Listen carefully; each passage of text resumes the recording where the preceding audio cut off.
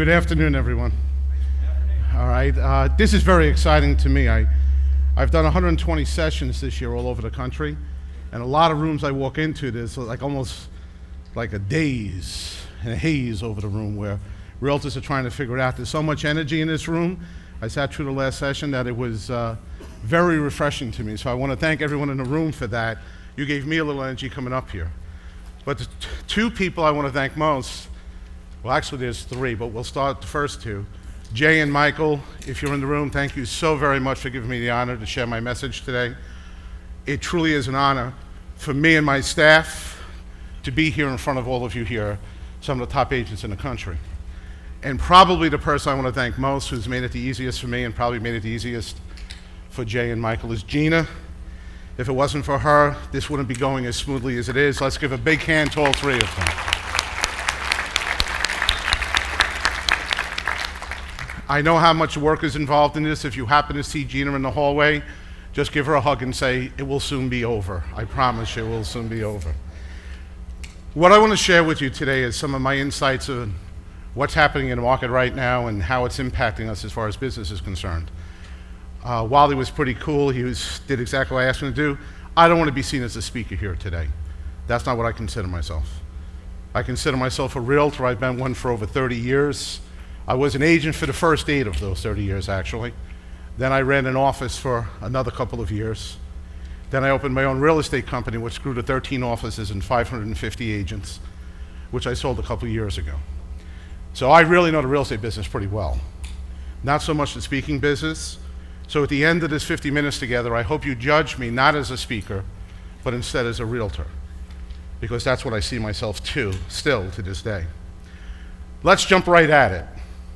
Let's talk about what I think is the biggest challenge we have in the marketplace right now.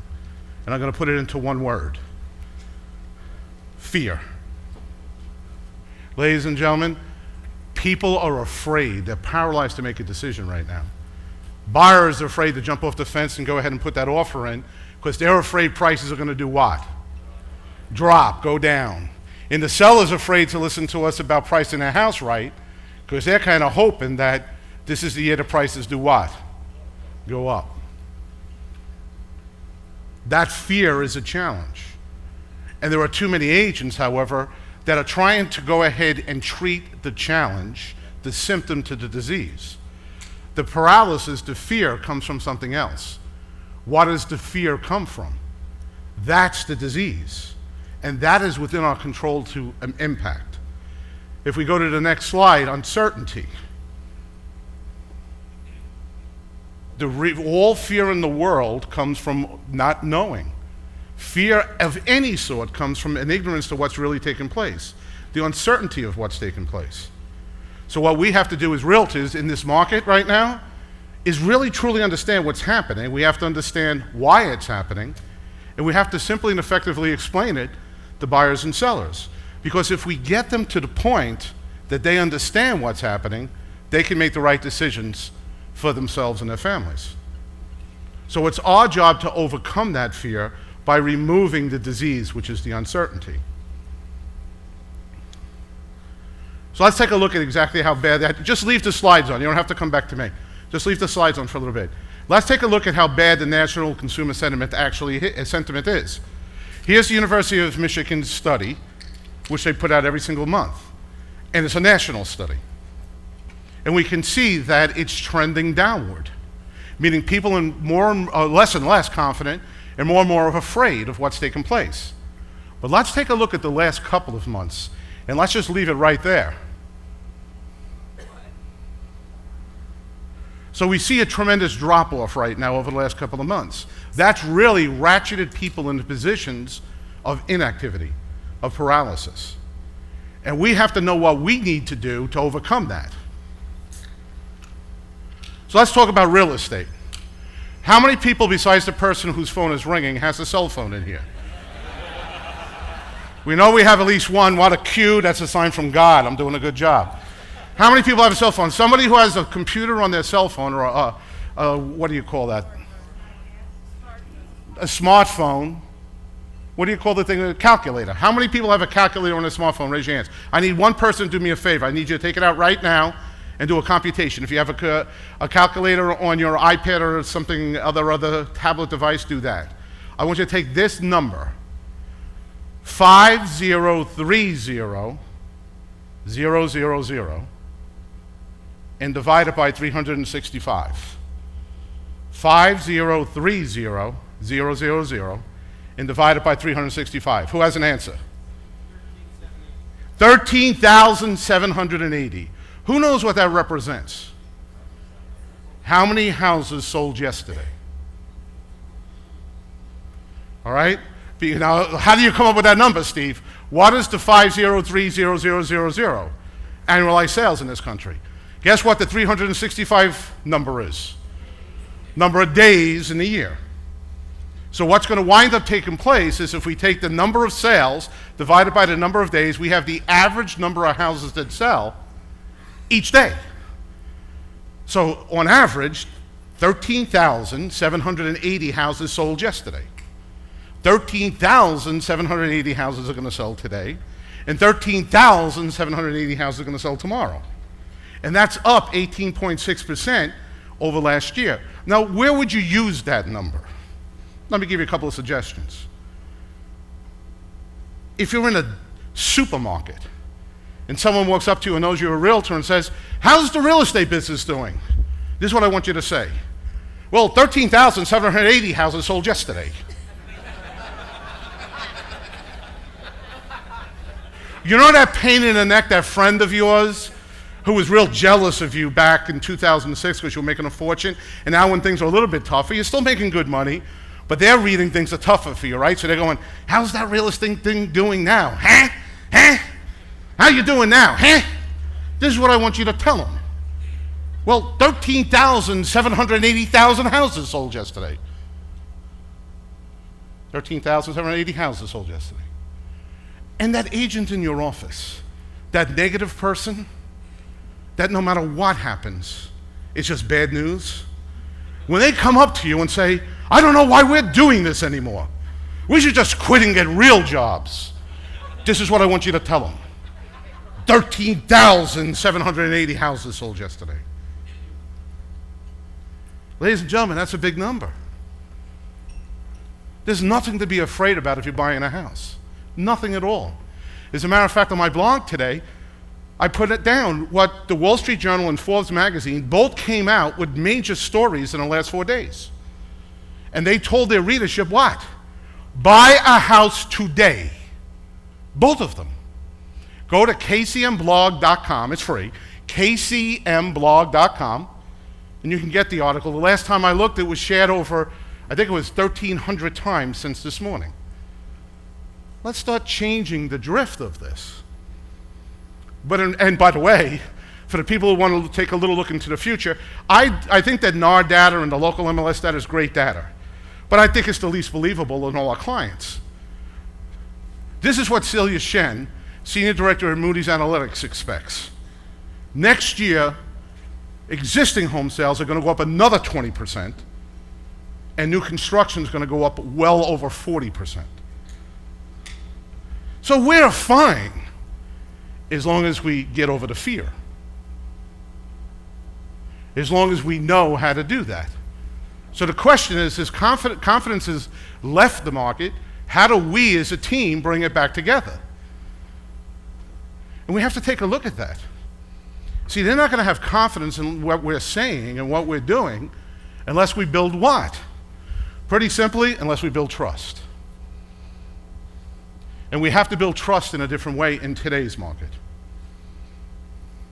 They don't know what's happening and they're afraid. So let's use an analogy. Let's assume, I don't know, a 3-year-old child wakes up at 4 o'clock in the morning after a nightmare. He's convinced there's a monster in the room. Convinced. He calls out to his? No one ever says daddy. Everyone says mother, mom. No one ever says daddy in the whole time I've been doing this. So when the mother comes in, she has 2 choices. She could walk up to that son's bed, put her hands on her hips and say, you're 4 years old, man up. And there's at least one minute here going, no, that's daddy, yeah, and leave the room. That child would now have two monsters in their life. But thank God, one will have just left the room. A loving mother is going to do what? Son, there's no monster in the room. And he's going to say, Mommy, Mommy, he's in the shadows. And that mother's going to take the time to do what? To prove that's not true. Turn on a light. Mommy, Mommy, he's in the closet. That mother will go over, open the closet door, and turn on the light. Mommy, Mommy, he's hiding under the bed. That mother, knowing right well there's no monster under the bed, will get on her hands and knees with a flashlight to prove to her son there's no monster under the bed. Because she realizes that that child's not going to go to sleep when she knows there's no monster under the bed. That child's not going to go to sleep until when he realizes there's no monster under the bed. So using the analogy in real estate, in the old days, what would we say if someone was doubting making a move? We'd put our hands on our hips like that first mother. You don't understand. I sold 14 billion trillion houses in the last 13 seconds. Within 1 square mile of here. You should trust me. Didn't you see my billboard? Do you know how much money that cost? Just trust me. We weren't removing their fear. We were telling them they shouldn't be afraid. Well, that's not working now. The level of fear, the level of consumer disconfidence or disbelief in what's happening in the market requires us to do something else. Build trust first. And the way to build trust is to make sure they realize there's no monster under the bed. So let's go first. I'm going to give you 2 examples this morning to show exactly what I mean by this. One for buyers, one for sellers. I'm going to give a test here right up front. Let's assume that a mother bumped into you at a ball game tonight. And she has a 27-year-old son, just had his first. She wants a child up where? In their own place. But she's a little afraid about her son buying a house right now. So she's going to ask you. And I'm going to ask you a question. I want the audience to respond. Is this really the right time to buy real estate? Oh, God.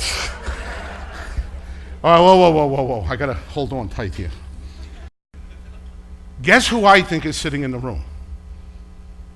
Who do you think, what pressure was upon me walking up on the stage today? Sitting in this room was whom? Which real estate agents? The best in the country. Why did I come to that conclusion? Because you're here. You have people in your place still in bed. It's 3 o'clock in the afternoon, they didn't get out of their pajamas yet. You have some agents in your marketplace hiding under their bed. But you're here. That means you're the best. And I asked a pretty simple question. The thing that you sell to put food on your family's table, the thing that you sell to keep a roof over your family's head, is it time to buy that thing? So let's do it over again. Is it time to buy real estate? Why? You're catching the drill. I have so many answers. I like that part. You're quick learners. Michael and Jay, you got quick learners in here. Ladies and gentlemen, we know what questions are coming. We just haven't prepared for the answers. And if you're not prepared, you can't be confident. If you're not confident, you can't build trust. So we have to be as prepared as we used to be with the questions that we know are coming. See, in the old days, what would happen? It would be pretty simple, right? If we go back 6 years ago and we were a cookout in the backyard and we invited all our neighbors over, we were in neighbor mode. We took a day off. We flipping hamburgers and maybe drinking a beer. One of our neighbors would walk up to us and say, "What do you think my house is worth?" We would immediately go from neighbor mode to realtor mode. Like that movie, The Transformers? Ka-kink, ka-kink, kink, ka-kink. We'd slide back, put the beer down, come back forward, continue to flip the hamburgers because we want to look cool, and we were trained to say something like this. Let me go back to my office. Something could have closed this afternoon. It might have an impact on the value of your home. I'd love to share that information with you. Would tonight or tomorrow night be better, 6 or 7 o'clock? Oh, by the way, will your spouse be home? It just came out of our mouth. We didn't have to think about it. If we were drinking a beer and flipping a hamburger and somebody walked up and said, "What are you charging the commission?" we would know instantly that they're thinking about what? Selling a house. Maybe in this market, even buying a house. But 6 years ago, we had the answers. If it was the seller, we would say something like, well, in this state, that's negotiable between the seller and the agent. Oh, by the way, first what would we do? Hide the beer. And then we would say, that's negotiable in this state between the seller and the agent. Let me go back to my office. I'm going to close this morning, this afternoon. It might have an impact on the value of your home. I'd love to share that information with you. Well, tonight or tomorrow night be better, 6 or 7 o'clock. Oh, by the way, will your spouse be home? We just knew what to say. It just came out of us. Now we're at a cookout flipping hamburgers and drinking a beer. Someone walks up to us and says, Steve, distressed properties, what impact is that going to have on values in this for the next 6 months? I look them square in the eye and go, goon, goon, goon, goon, goon.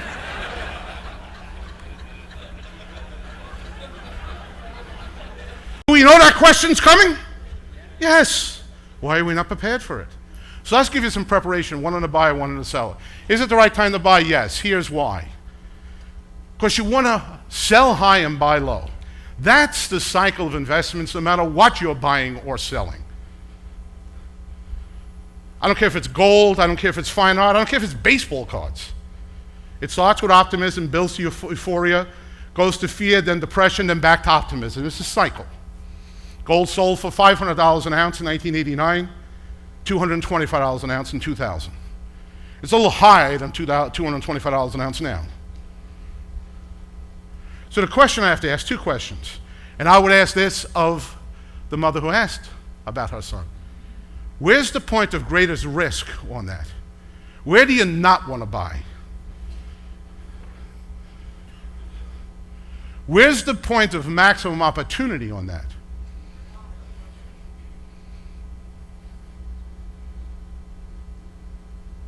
Where do we stand today? Right there. Now let's take a look at that. When did optimism happen across the country? Because I have people from all over the country here. Between 2000 and 2005, things start cooking. 2006, we hit euphoria. People were getting more. Then between but what's now, that's what I would say to that mother. And what's her next question? What makes you think prices are going to come back? Well, I'm glad you asked that question, because I happen to have another graph for you. See, I want you to understand exactly where the challenge is and what is projected to go forward. This is macro markets. Macro markets surveys 111 economists and people involved in the real estate business all over the country every quarter. 107 answered of the 111 answered their last survey. They looked at pre-bubble numbers. Pre-bubble numbers, what the average appreciation in a house is over the year, each year annually, is 3.6%. During the bubble, that went up to 10.4%. So there was a correction that was necessary, which we're going through. But then they asked those 107 leading economists, leading experts in real estate, what do you think is going to happen going forward? And what they said, we're going to see 1.1 appreciation starting next year, and it will probably bounce around about that number for the next couple of years going forward. Now that doesn't make anyone in here excited, but it takes the fear away from that mother. Because that mother wasn't worried about her son, who just had a son, her first grandson. She wasn't worried about him making a quick flip on that house. What was she worried about? Her grandson having a house and her son not losing money. So what does this graph show us? I would just ask her a simple question after showing her that. Does your son plan on staying in the house for more than 6 months? If the answer to that is yes, is her son going to lose money? No. If he's going to stay in the house 7 to 10 years, he's going to be fine.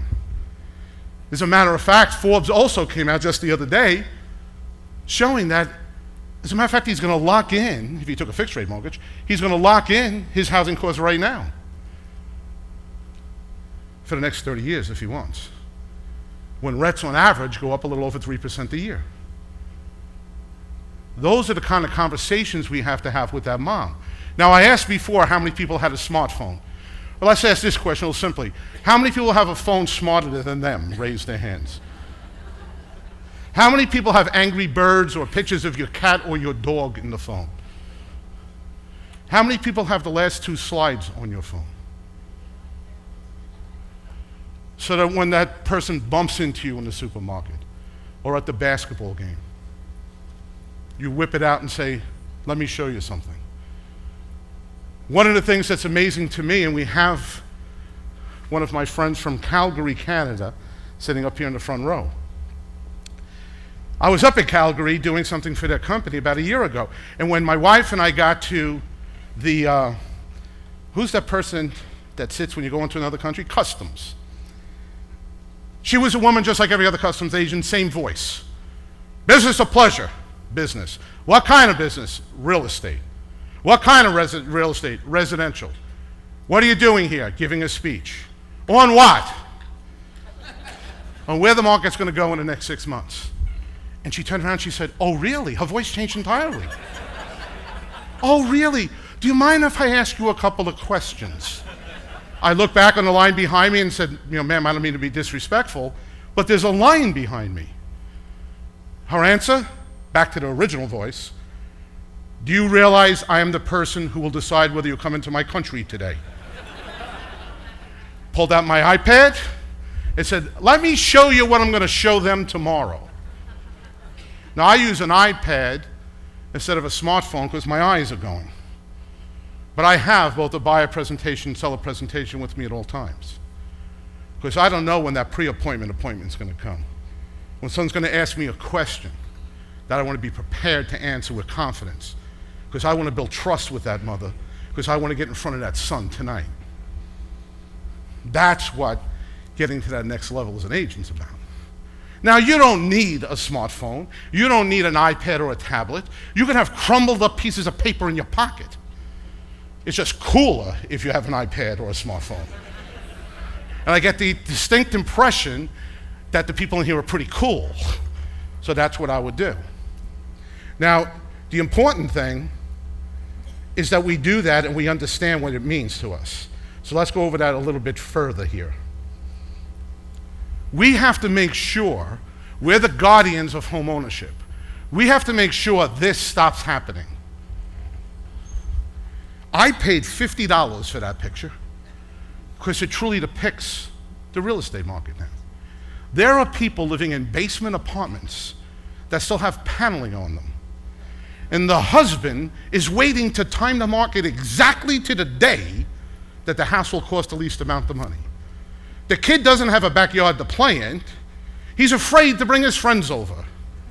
He's hoping he was adopted. He doesn't even want the DNA. And then there's the wife, who looks at the husband and says, what? My mother was right. It's our job to know how to take away that gentleman's fear, how to get him through the paralysis, how to sit down with him and explain. Do you realize that according to Forbes, if you bought a house right now and you had a $1,500 payment, it would cost you over 30 years $540,000 for that house, because your payment would stay in line because if it's a fixed rate mortgage. But according to Forbes, if you rented a house for the same $1,500 today, it would wind up costing you over $900,000 over 30 years, because rents keep on going up. Oh, and by the way, did I mention I didn't say that? NAR didn't say that? Forbes magazine told that to their investors. And they backed it up with the capital economics survey that just came out saying that for the first time, rent price on a medium-priced house in this country and actual mortgage payment is exactly the same. You have to know that. You have to sit down with that gentleman and get him over the fears that he has. You have to help that child, not run away from home. You have to help that wife realize maybe your mother was wrong. So on the buyer side, I gave you one question, is now really the right time to buy? I told you you should be prepared with the answers. I gave you the answers and told you you should have them wherever you are, on a smartphone, iPad. Not just for those planned, scheduled appointments, for every appointment. Let's jump over to the seller side. And I'm going to give one example again. And again, I just don't have the time to go through the 14 questions you might get, so I'm just going to go through a couple. The seller side is a little bit more complicated because in their mind, they're losing while they're waiting. They're not really sure what's taking place. So let's tell me how I'd help you with that. The price of anything in the world is dependent upon supply and demand. That's what it's dependent upon. If I have a 1692 gold coin from Spain, if one even existed, and there was only 7 in the world, how much would that coin be worth? A lot of money. Let's assume some moron decided to do an expedition off the coast of Spain, raised a Spanish galleon ship, and there were 27 cases of my coin on it. That's why I think he's a moron. What happens to the value of my coin? Prices drop. Because it's about supply and demand. Make sure that we understand that when we're pricing, that we understand the concept of supply and demand, and make sure we hit them with at least this one chart. It's pretty simple, but so many people get it confused. If you have 4 months inventory, meaning if there's 110 sold last month, that'd be 10 months inventory. If you had 100 houses for sale and 50 sold last month, that'd be 2 months inventory. If you have 1 to 4 months inventory in your marketplace, then you know you're in a seller's market. There are so many buyers and such limited quantity of houses for sale that the buyers start fighting over the houses. How do buyers fight over houses when they want to buy them? They raise their price. 5 to 6 months inventory means you're in a pretty stable market. 7+ means that there are not enough buyers for the number of houses for sale. So that means the sellers have to fight over the buyers. How did the seller fight for the buyer? Same thing, price. They make the house more attractive to that group of buyers. So we have to let them know that that's what's taking place. And we have to say, all right, let's take a look forward. Now, I believe in doing a good CMA. I think that helps us. I think it helps them. But the value of a CMA in this marketplace is questionable to me. I've come to the decision that it's kind of worth what we charge for it. And let's take a look at other financial people. Because we're talking about the financial aspect of owning a house, right? Buying and selling a house. Let's assume you had a stockbroker and they told you, I want stockbroker, and they said to you, I'm going to charge you a commission to tell you what stocks used to sell for 10 years ago. How much of a commission would you pay that stockbroker? Nothing. You could look it up. They say, all right, cool. Then I'll charge you a commission to tell you what houses are selling for now, or for stocks that's selling for now. How much would you pay that stockbroker for that information? Nothing. You could look it up. What you're asking the stockbroker to do is what? Analyze this and give me your best guess of what's going to happen in the future, so I can make an intelligent financial decision for myself and my family. When you're looking at the financial aspects of real estate, you have to do the same thing. Takes a little courage, but it's important. So let me just take you on to a little journey here. This is one aspect of what I would cover with the seller, the question I asked you before.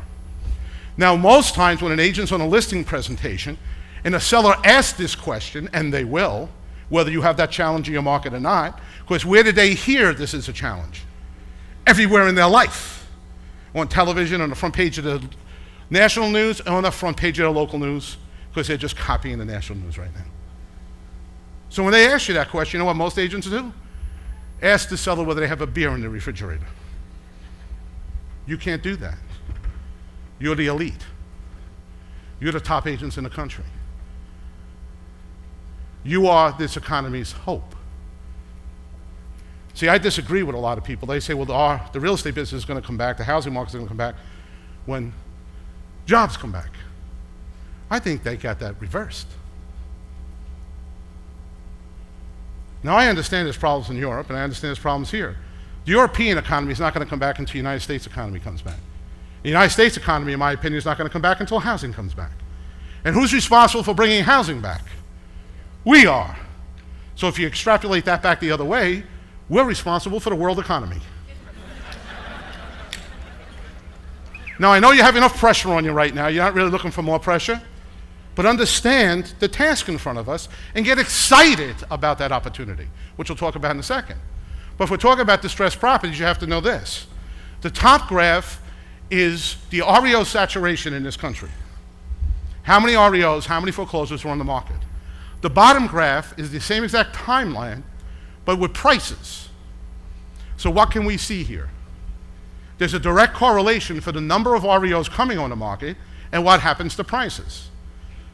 The more REOs, the more prices go down. The less REOs, the more prices go back up. Actually, it's almost a mirror image of one another. That's where we have to start with our explanation. Then we have to say, well, Steve, and this is what your seller's going to say, there seems to be a little bit less foreclosures right now. Things seem to be calmed down. As a matter of fact, I might have even heard a couple of headlines. So you have to explain to them, you're right, completed foreclosures are down. But that's not because there aren't foreclosures. It's because the banks, back in October and September of last year, were slapped by all the local governments, state governments, and federal government, saying you got to get your paperwork in order. And that slowed the whole process down. Let me explain to you, Mr. and Mrs. Seller, what I mean. This is the fourth quarter of 2009 through the third quarter of last year, the number of completed foreclosures there were. And we could see that that number kept on what? Building. Let's take a look at the fourth quarter after the robo-signing mess, when everyone got upset. Let's look at the last 3 quarters, starting with the fourth quarter of last year. So people have looked at this graph, a graph from the federal government, and said, you see, we're past the foreclosure challenge. Things are going to be okay. Stop worrying. What they didn't do is read the next page of the same report, which showed this graph. Same exact timelines. This is the amount of foreclosures started. Not the number of houses they took back, but how many were started.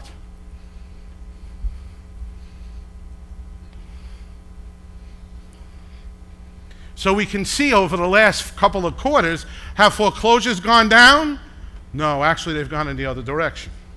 Now I will tell you this, there are less people falling 90 days behind by a lot.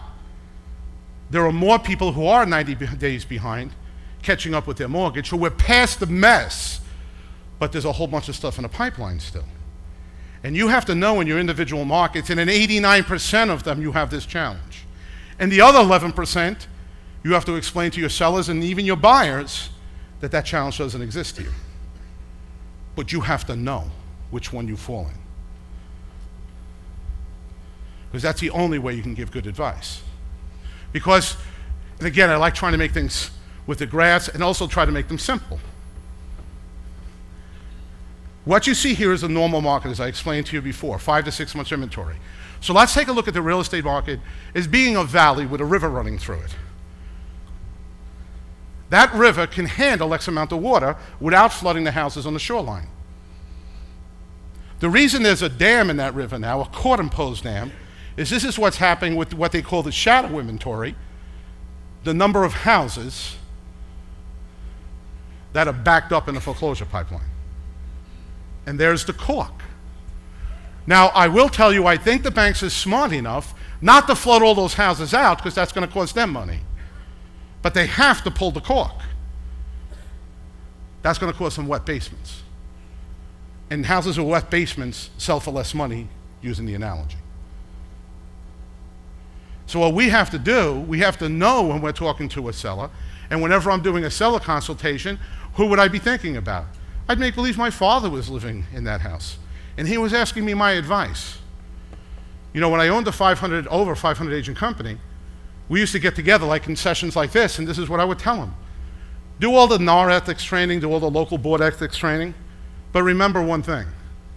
If you're dealing with a customer or client, a generation younger than you, make believe it's your son and daughter. If you're dealing with a customer or client the same age as you, make believe it's your brother or sister. And we'd always throw the caveat in, assuming you like your brother and sister. And if you're dealing with a customer or client a generation older than you, make believe it's your mom and dad. That's the only way to really give great advice, ethical advice.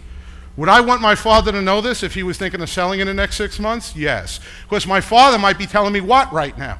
I'm going to wait till the spring. I understand that supply and demand thing. Demand's going to go up in the spring. It goes up every spring. More buyers come out. It's prettier. The only thing this spring, what else is coming? An increased supply of distressed, discounted properties. So I don't want to wait to sell. I like showing them things like this. Here are prices, Dad. This is what CNN Money, they just surveyed 27 economists, and this is what they said is going to happen. This was done in July, so it's old, too old already. But I want to give you an example. They thought from July until January, prices would drop about 2.5% in this country. And from July 2011 to July 2012, next year, altogether, they would fall 4.6%, and then come back later in the year. It sounds very much like the first graph I showed you, that once we get past the next 12 months, we'll start to see appreciation again. But most sellers want to sell when? The next 6 months.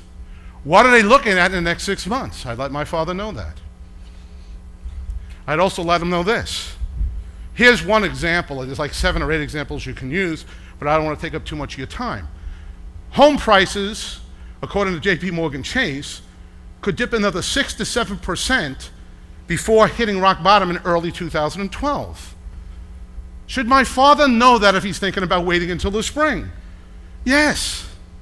He's going to eventually make the decision, but he has to make an informed decision, not a decision out of fear. And what do I know about J.P. Morgan Chase? They're one of the entities with their hand on the cork.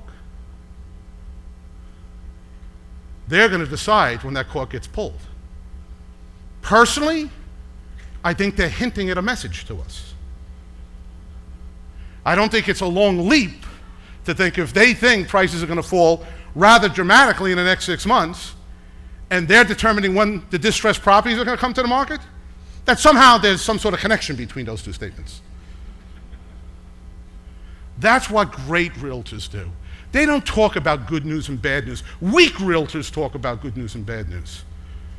There's no such thing as good news and bad news. You know the realtors that complain about, well, Steve, the sellers are losing so much money right now. They're the same realtors in 2006 that told us what? No buyer can afford a house, prices are way too high right now. And when prices come back, what are they going to say? This market stinks. Prices are too high. It's not good news or bad news. If prices go down, it's bad news for some and good news for others. A seller who's moving up, it's great news too. Phenomenal news too. Let's not make it good news or bad news. Let's report the news. Just what we want out of the news being reported to us. Don't put your slant on it. Don't put your feelings on it. Just tell me the truth. Trust my intelligence to come up with what I should do with it. That's what great realtors do. That's important. How many people think that using some of this helped you understand what I was trying to explain to you today, the visuals, okay? Now I want to give you one last thing. If you're going to tweet anything from my session, tweet this. The price must be compelling. Get the word competitive out of your vocabularies. Competitive means it's a better price than the other houses in the subdivision, for argument's sake. That just might mean that your seller is a little less crazy than the other sellers in that subdivision. A price has to be compelling, not competitive. What's the difference, Steve? A competitive price is when a buyer walks out of your listing asking, it's price competitive, you'll know, if he says, do you have any other houses to show me? If he walks out asking, do you have anyone else to show this house to? That's compelling price. Because that buyer's afraid of what? Someone else buying it. That's the price in today's market that sells houses. It has to be a compelling price. Explain that to your sellers. Explain to your sellers waiting to the spring isn't going to help this year. All right, this is a question I'm going to get. as I'm walking out the door by 500 people, so I'm going to answer it real simply right now. Steve, how do I get those slides? Real quick. The same people who put them together for me have a service. They give you 30, 40 slides. You can put it on your smartphone, you can print them out, you can put it on your iPad, you can put it on your regular computer. You get 30, 40 slides with me speaking over them in a professional recording studio, giving you a full session, 45 minutes a month. There is no long-term commitment. You can start today and end tomorrow. And there's a 100% money-back guarantee if you keep it for a year even, more than a year, whatever. Now, is there anybody here from New York? Good. Oh, one. The New Yorkers got this figured out already. I could sign up today, get everything off your website, quit tomorrow, and ask you for my money back. New Yorkers figure things like that out for some reason. I'm from New York, just so you know. Yes, you can. I won't like you, but you can do that. Now, why do I feel pretty confident in that? I'm very confident in what I deliver. You'll want it every month. You won't use all 40 slides. You'll lose 4 or 5, and you'll make deals with them. As a matter of fact, probably the greatest designation to receive as a product is the CRS test of approval, seal of approval. We just received that last month from CRS. They think it's a valuable tool. So if you have anything like that, at the end of your chairs, at the end of your tables, always to the aisle end of your tables, there is some forms. You can fill them out. Jamie, stand up and raise your hand. You can go see her. She'll give you more data. She'll give you this, telling you everything, which I don't want to talk about right now. And you'll get a card in this black book that will enable you to download all of today's slides, which is a very small portion of what you get on the website. Very small portion. Now, for the people looking for that sheet of paper or filling it out, turn it over and put it down, face down on the table. If you can't remember in 5 minutes from now that it was a good idea, it probably wasn't a good idea for you to do anyway. So just remember for 5 minutes, because I want to end something very powerfully. There's nobody in this room that's in it just for the money anymore. You're in it for the money, I understand that. This is not the American Red Cross or Salvation Army meeting. I get that. I make money too at this. But that's not the only reason we're here anymore. The people who are in this industry just for the money, the quick dollars, left when the quick dollars left. The workers are left now. The people who care. The people who realize that if you take care of people, the money takes care of itself. The people of mission. The people with a calling. That's who's left. That's who's sitting in front of me. Now, to make Wally feel better, I have 4 minutes left, and I know that. So Wally can sit down, because I'm going to finish in 4 minutes.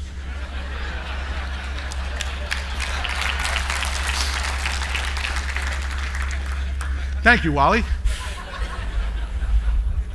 And I don't want them concentrating on me either. That's why I asked Wally to sit down. I want you to put the slides up, because I'm going to tell you a story, and I want a background to that story.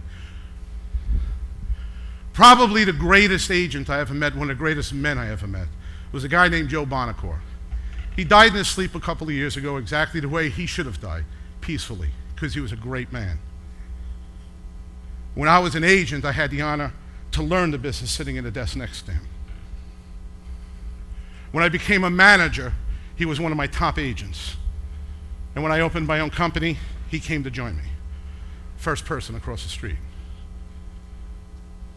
But the amazing thing about Joe is he made $150,000 a year in his pocket, and he worked 6 months a year.